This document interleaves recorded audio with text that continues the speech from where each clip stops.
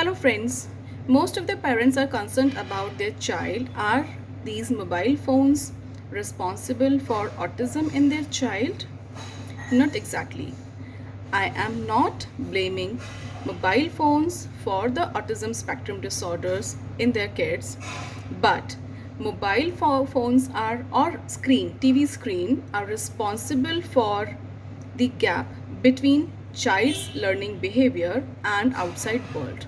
Yes, I'm talking about toddlers 0 to 5 years who has started their life few months back, suppose 6 months or 7 months aged kids. These kids are having very good learning behavior. They want to explore the things around them very clearly. A small child will try to touch everything, will try to touch the face of mama, will try to pull the specs of mama, will try to pull the specs of dadu or grandpa, and he'll try to catch the lizard. When they will start crawling, they will try to put on some worms. If they are wriggling worms, they are looking around, but and they will try to make sounds of utensils at their home. But if you will leave your child in front of mobile phone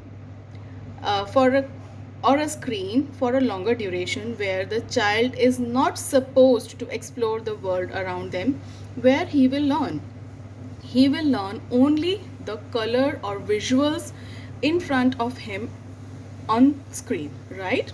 So hereby you are obstructing a child's learning world from screen. I call this a gap. Yes. And my approach to treat virtual autism is fill the gap. You have to fill the gap between you and your child, between your child and outside world. You have to create a friendly environment where your child looks into your eyes, where a child can touch everything around, where a child is free to run away in the sand, on the grass, in the water, under your supervision, of course. In this way only his senses will develop and he will be in your real world. But if you expect leaving your child under monitor of a screen, he will learn colors, rhymes, alphabets and numbers, and he will continue speaking them only. I have cases where parents are complaining their childs are continuously rhyming some words, some rhymes.